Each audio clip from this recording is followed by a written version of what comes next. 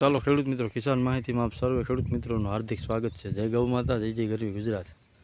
આપણે આજ ખાસ વાત કરવાના છે કે ચોમાસા દરમિયાન આંબાના પાકની અંદર શું શું માવજત કરવી જેથી કરીને આવરણ વહેલું આવે અને આંબો વહેલો ફૂટે તો માર્કેટમાં ભાવ પણ સારા મળે. એના માટે શું કરવું અને ઓર્ગોનિક રીતે અને જે કેમિકલ રીતે ખેતી કરતા ખેડૂત ભાઈઓ છે એના માટે આપણે આજ ખાસ ટોપિક લઈને આવ્યા છીએ. અને કેવી રીતે કયા કયા ખાતરનો યુઝ કરવો ઓર્ગોનિક અને કેમિકલમાં પણ કયા ખાતરનો યુઝ કરવો એના વિશેની આપણે ખાસ આજ માહિતી આ વિડીયોમાં આપવાના છીએ. તો એન્ડ સુધી બન્યા રહેજો. અને જો વિડીયો સારો લાગે તો લાઇક, શેર અને સબસ્ક્રાઈબ કરવાનું ભૂલતા નહીં ખેડૂત મિત્રો. હવે ખાસ આપણે જો પહેલી વાત કરીએ તો ઓર્ગોનિક રીતે જે આંબાના બગીચા છે ખેતી કરતા ખેડૂત ભાઈઓ છે બાગાયતી, કારણ કે એને લાયસન્સ હોય ઓર્ગોનિકનું. અને જો કેમિકલ યુક્ત કોઈ પણ ખાતર નાખે તો ઓર્ગોનિક રીતે કેરી વેચાણ ન કરી શકે અને એનું લાયસન્સ પણ રદ થતું હોય. તો એના માટે ખાસ આપણે કે જો આંબો કેવી રીતે વહેલો ફૂટે, કલમની અંદર આવરણ જો વહેલું આવે તો સારા એવા ભાવ પણ માર્કેટમાં મળતા હોય છે.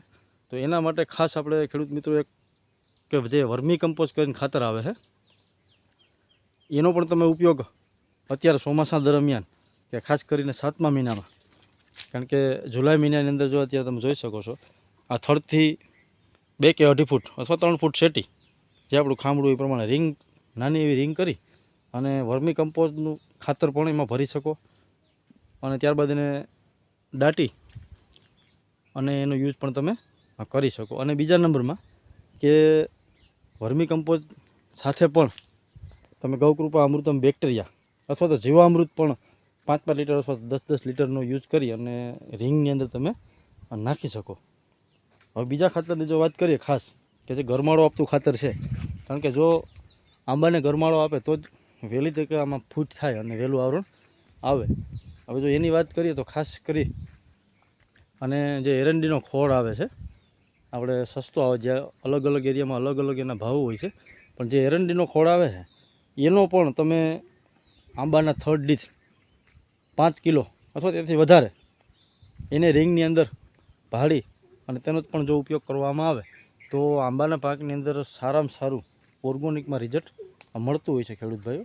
હવે જો ત્રીજા સ્ટેપની વાત કરીએ તો ખાસ કરી અને જે આપણે મુરઘાનું ખાતર આવે છે અત્યારે ચોમાસા દરમિયાન તો કદાચ પલ્લેલો ભેદ હોય એટલે તકલીફ થાય, પણ જો કોરું ખાતર હોય અને મુરઘાનું ખાતર તો અતિ ઉત્તમ, કારણ કે મુરઘાના ખાતરને પણ જો રિંગ દ્વારા 5-5 કિલો અથવા તો જેવી સગવડી પ્રમાણે આપણે થર્ડ ડીશ આંબાના થર્ડ ડીશ જો નાખવામાં આવે રિંગ કરી અને ભારી દેવાનું તો સારામાં સારું આંબાના પાકની અંદર રિઝલ્ટ મળતું હોય છે અને ઓર્ગોનિક રીતે સારું રિઝલ્ટ મળે. અને છતાં પણ જો વરસાદ ચાલુ હોય અને આપણે ગૌકૃપા અમૃતમ બેક્ટેરિયા છે અથવા તો જીવામૃતનો પણ થડમાં અથવા તો સાઈડમાં ખામડાની અંદર તમે પિયતમાં આપી દો અથવા તો એમણે રેડી દો અને વરસાદ ચાલુ હોય તો પણ સારામાં સારું રિઝલ્ટ મળતું હોય છે. હું તમને ખેડૂત મિત્રો બતાવું આગળ કે મેં વર્મી કમ્પોઝનો ઢગલો કરેલો છે કુંડામાંથી, કારણ કે 1 કે 2 દિવસની અંદર જ અમારે આંબાની ખામડાની અંદર રીંગ બનાવી અને એનો યુઝ કરવાનો છે. તમે જોઈ શકો છો એકદમ સાની ફૂકી જેવું ખાતર થઈ ગયું છે. આમાંથી અળસિયા આપણે કાઢી અને આ કુંડાની અંદર નાખી દીધા એટલે આ વર્મી કમ્પોઝ ખાતર પણ એકદમ સોલિડ અને ગરમાળો આપતું ખાતર છે. અને આમાં ટૂંકમાં તમામ પોષક તત્વો આવેલા છે જેથી કરીને આપણી કલમને જે કાંઈ પોષક તત્વો ઘટતા હોય એ મળી રહે અને ઓર્ગોનિક કેરી આપણે સારી તૈયાર કરી શકીએ અને સારો આપણે માર્કેટની અંદર ભાવ મળી રહે. તો ખેડૂત મિત્રો, આ માહિતી હતી આપણે ઓર્ગોનિક બાગાયતી જે આંબાના બગીચા છે અને જે ઓર્ગોનિક ખેતી કરતા ખેડૂત ભાઈઓ છે આંબાના પાકની અંદર કે આને કેવી રીતે વહેલી ફૂટ લેવી અને ઝડપથી આનું આવરણ આવે એના માટે આપણે આ વાત આજ કરી છે. હવે ખાસ કરીને જે આંબાના બગીચા વધારે હોય, જેને જમીન વધારે હોય, કારણ કે 50 કે 20 વીઘાનો બગીચો હોય તો ઓર્ગોનિકમાં ઝાઝું ઓર્ગોનિક ન કરી શકે, એટલે એના માટે કેમિકલયુક્ત એની ખેતી કરવી પડતી હોય છે આંબાની અંદર પણ. તો એના માટે પણ આપણે ખાસ એક ટોપિક લઈને આવ્યા છીએ કે કેમિકલયુક્ત ખાતરની અંદર જો આંબા જેટલા ખેડૂત ભાઈઓ છે ખેતી કરતા એને જો વહેલું ફોડવું હોય આંબાના બગીચાને વહેલો, કારણ કે 11મા મહિનાની અંદર જો ફૂટ થઈ જાય તો આપણી કેરી આગતરી આવે અને માર્કેટની અંદર વહેલી જાય તો સારા ભાવ મળે અને આપણો બગીચો સૌની પહેલાં ખાલી થઈ જાય એટલે સારા ભાવની અંદર. અને અથવા તો આપણે કોઈ જો ઇજારદારને બગીચો આપી દઈએ તો ઇજારદાર પણ આપણે સારા ભાવ આપી શકે.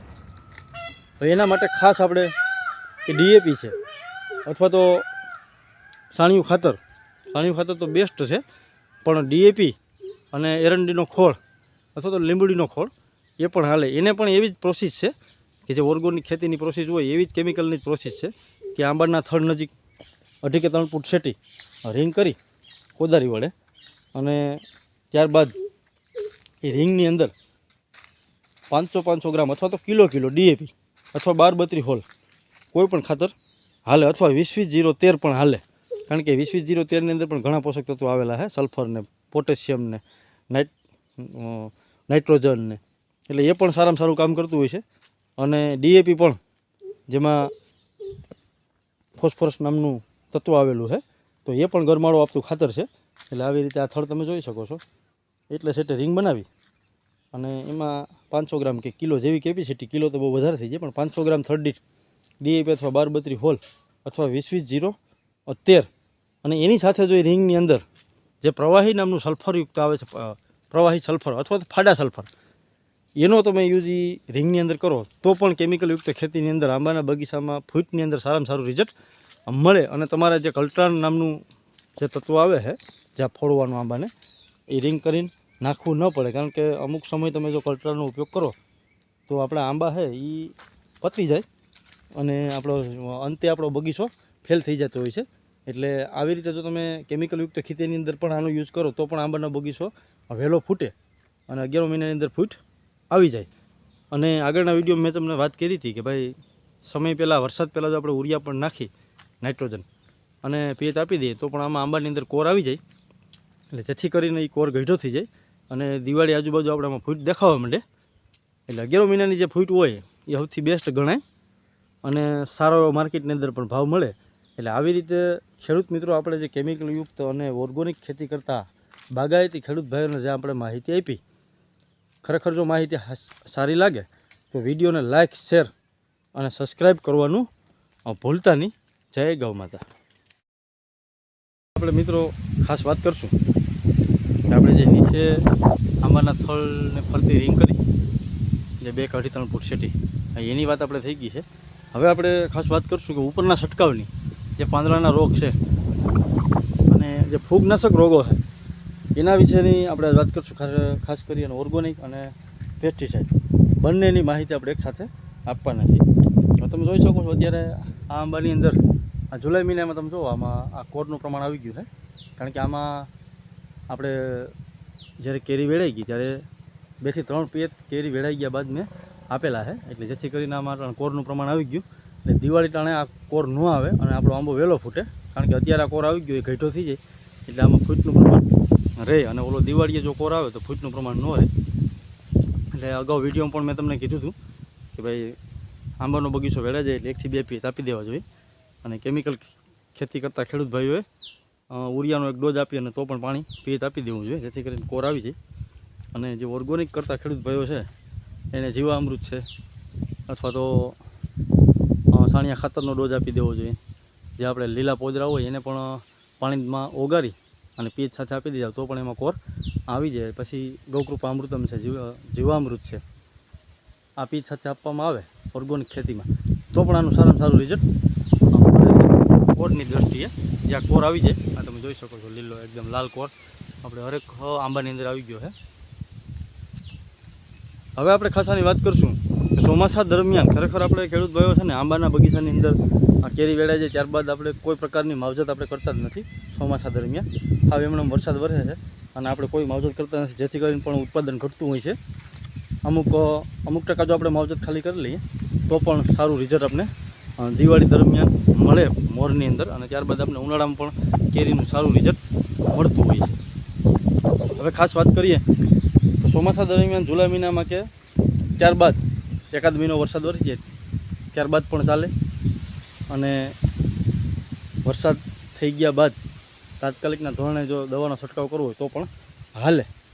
ખાસ કરી અને કાર્બન ડાઇઝમ અને મેકોજેબ જે UPL કંપનીનો સાપ પાવડર આવે છે, સસ્તો અને સારો આવે છે. આપણે કિસાન માહિતી દ્વારા જે સસ્તી દવાઈ હોય એની જ આપણે માહિતી આપતા હોય અને સારું રિઝલ્ટ અને આપણા ફાર્મની અંદર આપણે જેનો ઉપયોગ કરેલો હોય અને રિઝલ્ટ મળેલું હોય એની જ આપણે માહિતી આપીએ છીએ.